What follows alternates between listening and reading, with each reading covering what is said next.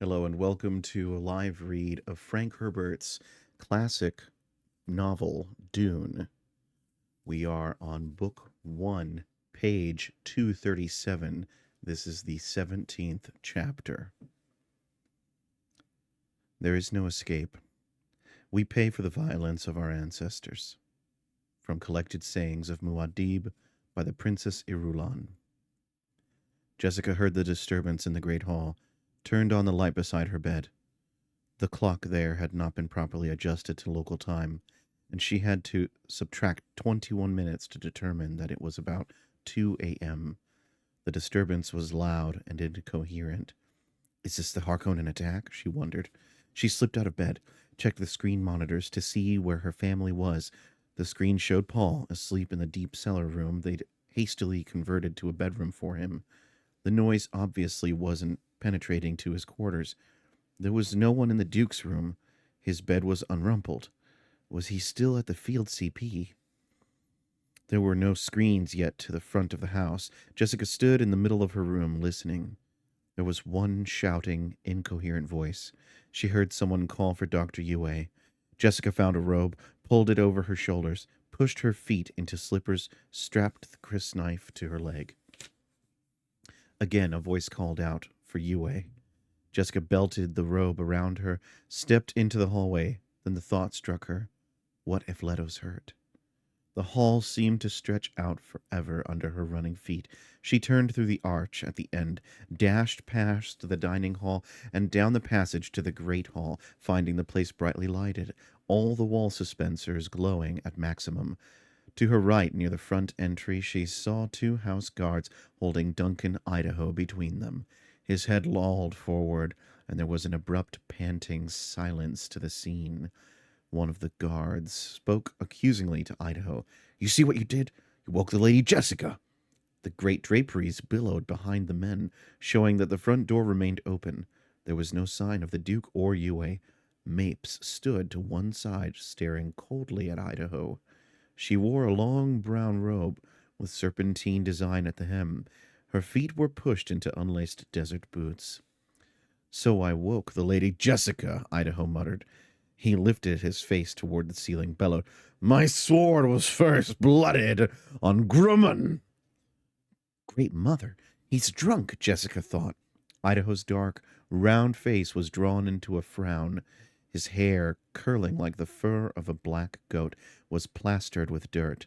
A jagged rent in his tunic exposed an expanse of the dress shirt he had worn at the dinner party earlier. Jessica crossed to him. One of the guards nodded to her without releasing his hold on Idaho. We didn't know what to do with him, my lady. He was creating a disturbance out front, refusing to come inside. We were afraid locals might come along and see him. That wouldn't do at all. Give us a bad name here. Where has he been? Jessica asked. He escorted one of the young ladies home from the dinner, my lady. Hawat's orders. Which young lady? One of the escort wenches. You understand, my lady. He glanced at Mapes, lowered his voice. They're always calling on Idaho for special surveillance of the ladies. And Jessica thought, so they are. But why is he drunk? She frowned, turned to Mapes. Mapes, bring a stimulant. I'd suggest caffeine. Perhaps some of the spiced coffee left. Mapes shrugged, headed for the kitchen. Her unlaced desert boots slapped against the stone floor. Idaho swung his unsteady head around to peer at an awkward angle toward Lady Jessica. Killed more than 300 men for Duke, he muttered. What do you want to know is why I'm here. Can't live underneath the ground here. Can't live on the ground here. What kind of place is this, huh?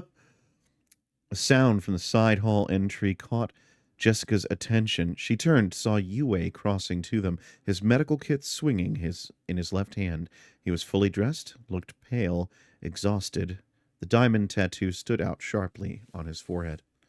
The good doctor, Idaho shouted. What are you, Doc? Splitting pill man?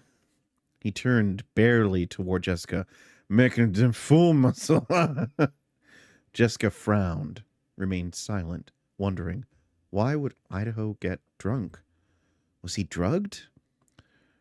Too much spice beer, Idaho said, attempting to straighten. Ugh.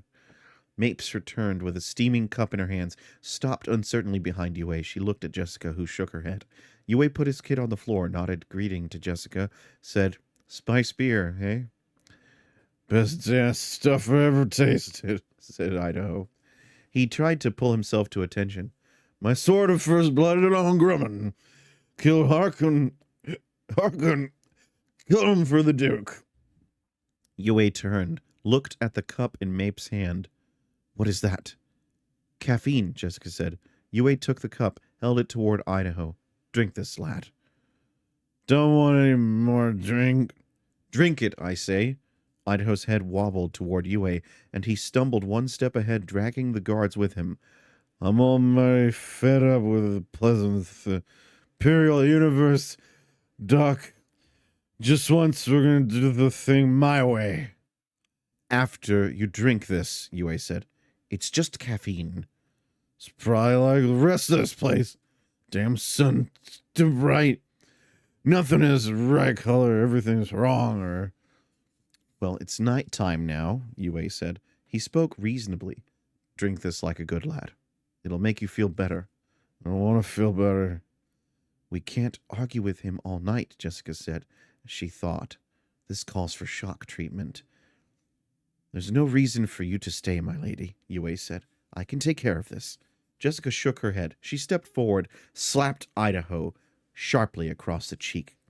He stumbled back with his guards, glaring at her. This is no way to act in your Duke's home," she said.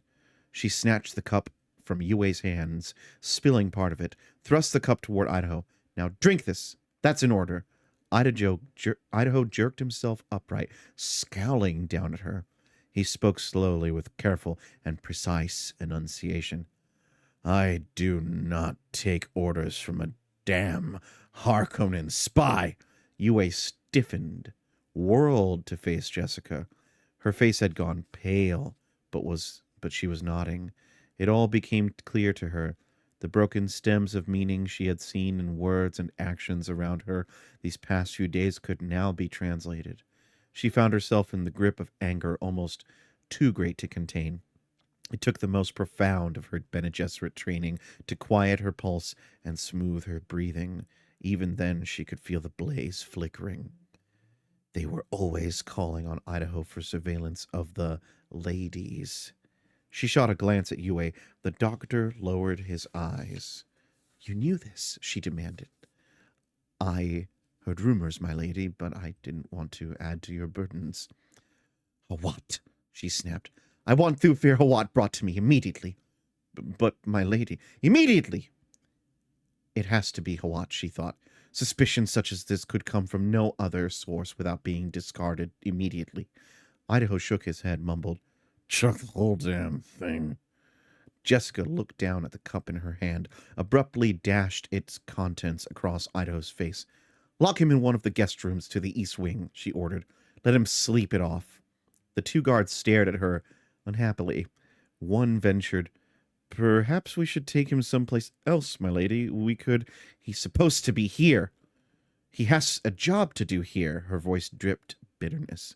"He's so good at watching the ladies." The guard swallowed.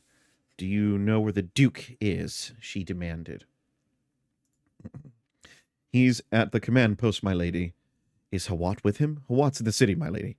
"You will bring Hawat to me at once," Jessica said. "I will be in my sitting room when he arrives." "But, my lady, if necessary, I will call the Duke," she said. "I hope it will not be necessary. I would not want him disturbed." "Yes, my lady." Jessica thrust the empty cup into Mapes' hands, met the questioning stare of the blue within blue eyes. "You may return to bed, Mapes." "You're sure you'll not need me?" Jessica smiled grimly. "I'm sure." "Perhaps this could wait until tomorrow," Yue said. "I could give you a sedative, and..." "You will return to your quarters and leave me to handle this my way," she said. She patted his arm to take the sting out of her command. "This is the only way." Abruptly, head high, she turned and stalked off through the house to her rooms. Cold walls, passages, a familiar door. She jerked the door open, strode in, and slammed it behind her. Jessica stood there, glaring at the shield-blanked windows of her sitting room. What? Could he be the one the Harkonnens bought? We shall see. Jessica crossed to the deep, old-fashioned armchair with an embroidered cover of schlag skin, moved the chair into position to command the door. She was suddenly very conscious of the crysknife in its sheath on her leg. She removed the sheath and strapped it to her arm, tested the drop of it. Once more, she glanced around the room, placing everything precisely in her mind against any emergency. The chase near the corner, the straight chairs along the walls, the two low tables, her stand-mounted zither beside the door to her bedroom. Pale rose light glowed from the dispenser lamps. She dimmed them, sat down in the armchair, patting the upholstery, appreciating the chair's regal heaviness for this occasion. Now let him come in, she thought. We shall see what we shall see. And she prepared herself in the Bene Gesserit fashion for the wait, accumulating patience, saving her strength. Sooner than she had expected, a rap sounded at the door, and Hawat entered at her command. She watched him without moving from the chair, seeing the crackling sense of drug-induced energy in his movements, seeing the fatigue beneath. Hawat's rheumy old eyes glittered. His leathery skin appeared faintly yellow in the room's light, and there was a wide, wet stain on the sleeve of his knife arm. She smelled blood. Jessica gestured to one of the straight-backed chairs, said, "Bring that chair and sit facing me." Hawat bowed, obeyed. That drunken fool of an Idaho, he thought. He studied Jessica's face, wondering how he could save this situation. "What troubles my lady?" He sat down, placed hands on knees. "Don't play coy with me," she snapped. "If Yue didn't tell you why I summoned you, then one of your spies in my household did. Shall we be at least that honest with each other?" "As you wish, my lady." "First you will answer me one question," she said. "Are you now a Harkonnen agent?" Hawat surged half out of his chair, his face dark with fury, demanding, "You dare insult me so?" "Sit down," she said. "You insulted me so." Slowly, he sank back into the chair, and Jessica, reading the signs of this face that she knew so well, allowed herself a deep breath. It isn't Hawat. "Now, I know you remain loyal to my duke," she said. "I am prepared, therefore, to forgive your affront to me." "Is there something to forgive?" Jessica scowled, wondering, shall I play my trump? Shall I tell him of the Duke's daughter I've carried within me these few weeks? No. Leto himself doesn't know. This would only complicate his life, divert him in a time when he must concentrate on our survival. There is yet time to use this. "A truthsayer would solve this," she said, "but we have no truthsayer qualified by the High Board." "As you say, we've no truthsayer." "Is there a traitor among us?" she asked. "I've studied our people with great care. Who could it be?" "Not Gurney, certainly not Duncan. Their lieutenants are not strategically placed enough to consider. It's not you, Thufir. It cannot be Paul. I know it's not me. Dr. Yue, then. Shall I call him in and put him to the test?" "You know that's an empty gesture," Hawat said. "He's conditioned by the High College. That I know for certain." "Not to mention that his wife was a Bene Gesserit slain by the Harkonnens," Jessica said. "So that's what happened to her," Hawat said. "Haven't you heard the hate in his voice when he speaks the Harkonnen name?" "You know I don't have the ear," Hawat said. "What brought this base suspicion on me?" she asked. Hawat frowned. "My lady puts his servant in an impossible position. My first loyalty is to the Duke." "I'm prepared to forgive much because of that loyalty," she said.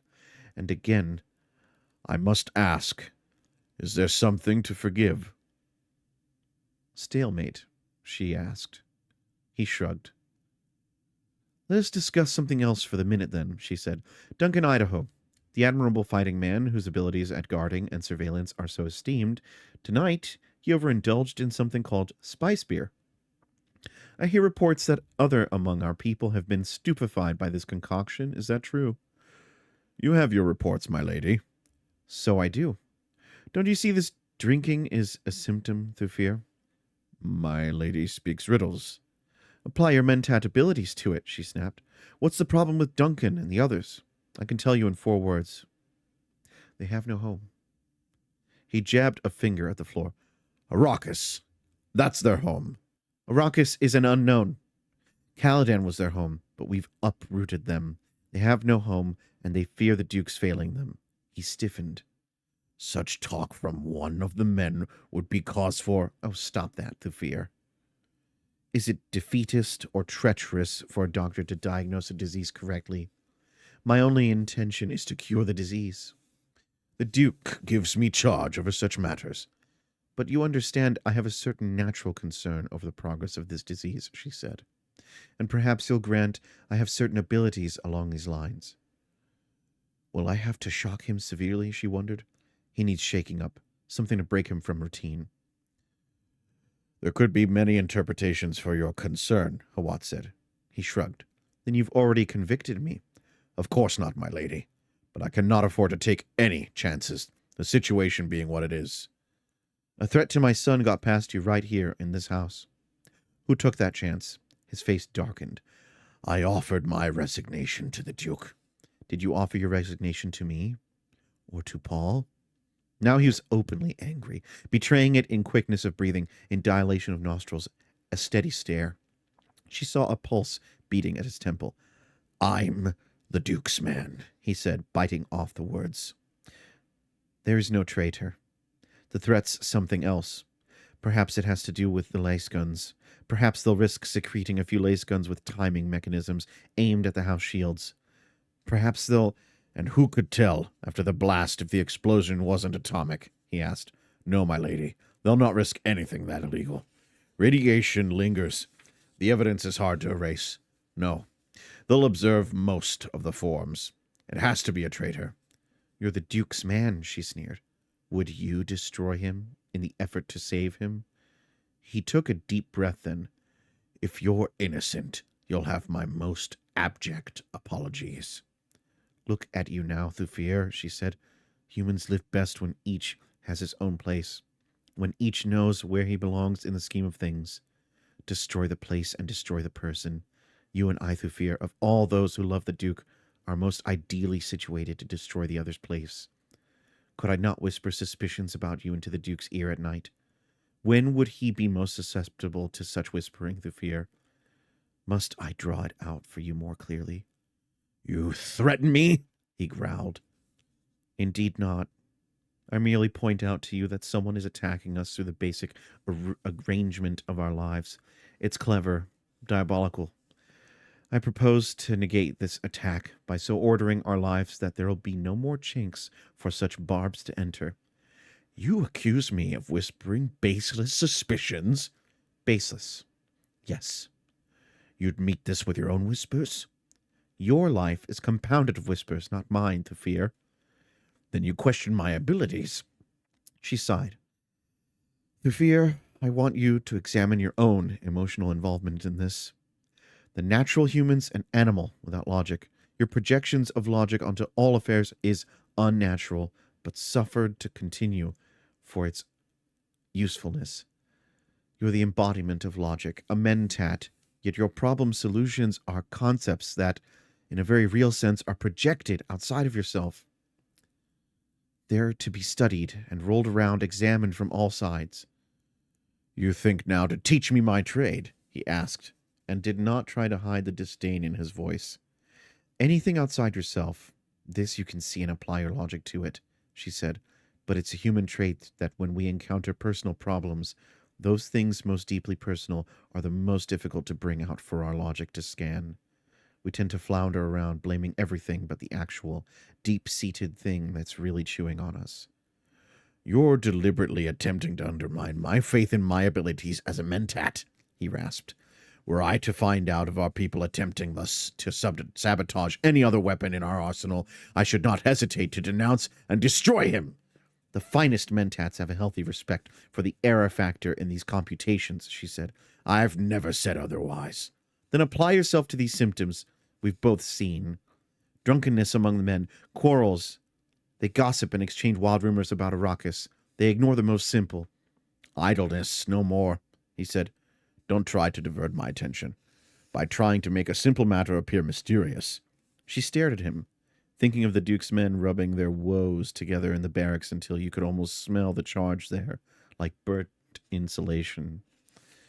They're becoming like the men of the pre-guild legend, she thought, like the men of the lost Star Searcher and Polaros, sick at their guns, forever seeking, forever prepared, and forever unready. Why have you never made full use of my abilities in your service to the Duke? She asked. Do you fear a rival for your position? He glared at her, the old eyes blazing. I know some of the training they give you, Bene Gesserit. He broke off, scowling. Go ahead, say it. Bene Gesserit witches. I know something of the real training they give you, he said. I've seen it come out in Paul. I'm not fooled by what you schools tell the public. You exist only to serve. The shock must be severe, and he's almost ready for it, she thought. You listen respectfully to me in counsel, she said. Yet you seldom heed my advice. Why? I don't trust your Bene Gesserit motives, he said. You may think you can look through a man. You may think you can make a man do exactly what you poor fool, Thufir, she raged. He scowled, pushing himself back in the chair. Whatever rumors you've heard about our schools, the truth is far greater. If I wished to destroy the Duke, or you, or any other person within my reach, you could not stop me. And she thought, why do I let pride drive such words out of me? This is not the way I was trained. This is not how I must shock him. Hawat slipped a hand beneath his tunic where he kept a tiny projector of poison darts. She wears no shield, he thought. Is this just a brag she makes? I could slay her now. But, the consequences if I'm wrong. Jessica saw the gesture toward his pocket, said, Let us pray violence shall never be necessary between us. A worthy prayer, he agreed. Meanwhile, the sickness spreads among us, she said. I must ask you again, isn't it more reasonable to suppose the Harkonnens have planted this suspicion to pit the two of us against each other? We appear to have returned to stalemate, he said. She sighed, thinking, he's almost ready for it. The Duke and I are father and mother surrogates to our people, she said. The position, he hasn't married you, Hawat said. She forced herself to calmness, thinking, a good riposte there. But he'll not marry anyone else, she said. Not as long as I live, and we are surrogates, as I've said. To break up this natural order in our affairs, to disturb, disrupt, and confuse us, which target offers itself most enticingly to the Harkonnens? He sensed the direction she was taking, and his brows drew down in a lowering scowl. The Duke? She asked. Attractive target, yes, but no one, with the possible exception of Paul, is better guarded. Me. I tempt them, surely, but they must know that Bene Gesserit make difficult targets. And there's a better target, one whose duties create necessary and monstrous blind spot. One to whom suspicion is as natural as breathing. One who builds his entire life on innuendo and mystery. She darted her right hand toward him. You! Hawat started to leap from his chair. I have not dismissed you, Thufir, she flared.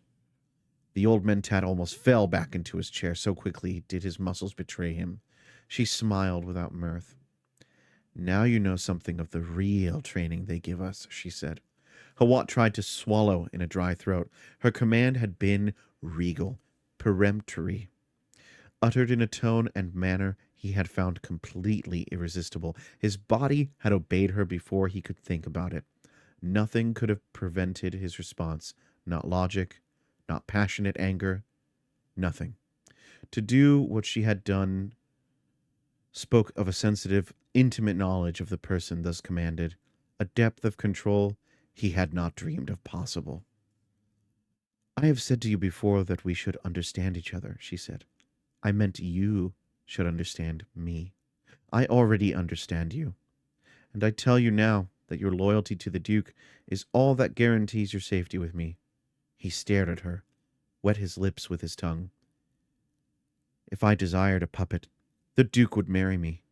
He might even think he did it of his own free will. Hawat lowered his head, looked upward through his bare lashes. Only the most rigid control kept him from calling the guard. Control, and the suspicion now that the woman might not permit it. His skin crawled with the memory of how she had controlled him. In the moment of hesitation, she could have drawn a weapon and killed him. Does every human have this blind spot? He wondered. Can any of us be ordered into action before he can resist? The idea staggered him. Who could stop a person with such power? You've glimpsed the fist within the Bene Gesserit glove, she said. Few glimpse it and live. And what I did was a relatively simple thing for us. You've not seen my entire arsenal. Think on that. Why aren't you out destroying the Duke's enemies? He asked. What would you have me destroy? She asked. Would you have me, a weakling of our Duke, have him forever leaning on me? But with such power. Power's a two-edged sword through fear, she said. You think how easy for her to shape a human tool to thrust into an enemy's vitals. True, through fear, even into your vitals. Yet what would I accomplish? If enough of us Bene Gesserit did this, wouldn't it make all Bene Gesserit suspect? We don't want that through fear. We do not wish to destroy ourselves. She nodded. We truly exist only to serve. I cannot answer you, he said. You know I cannot answer.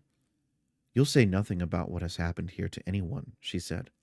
I know you, Thufir. My lady. Again the old man tried to swallow in a dry throat. And he thought, she has great powers yet, but would these not make her an even more formidable tool for the Harkonnens? The Duke could be destroyed as quickly by his friends as by his enemies, she said. I trust now you'll get to the bottom of this suspicion and remove it. If it proves baseless, he said. If? She sneered. If, he said. You are tenacious, she said. Cautious, he said. And aware of the error factor. Then I'll pose another question for you. What does it mean to you that you stand before another human, that you are bound and helpless, and the other human holds a knife at your throat, yet this other human refrains from killing you, frees you from your bonds, and gives you the night to use at your will? She lifted herself out of the chair, turned her back on him. You may go now, Thufir. The old mentat arose, hesitated, hand creeping toward the deadly weapon beneath his tunic. He was reminded of the bull ring and the Duke's father, who'd been brave no matter what his other failings, and one day of the corrida long ago. The fierce black beast had stood there, head bowed, immobilized and confused. The old Duke had turned his back on the horns, cape thrown flamboyantly over one arm, while cheers rained down from the stands. I am the bull, and she the matador, Hawat thought. He withdrew his hand from the weapon, glanced at the sweat glistening in his empty palm, and he knew that whatever the facts proved to be in the end, he would never forget this moment nor lose the sense of supreme admiration for the Lady Jessica. Quietly he turned and left the room. Jessica lowered her gaze from the reflection in the windows, turned and stared at the closed door. Now we'll see some proper action, she whispered. That was chapter 17 of the classic Dune, Book 1. My name is Mario Velez. Thank you for listening. If you liked that, please like, share this, subscribe for more. I'll be posting as many of these as I can before the release of the second movie. Have a great day. Bye.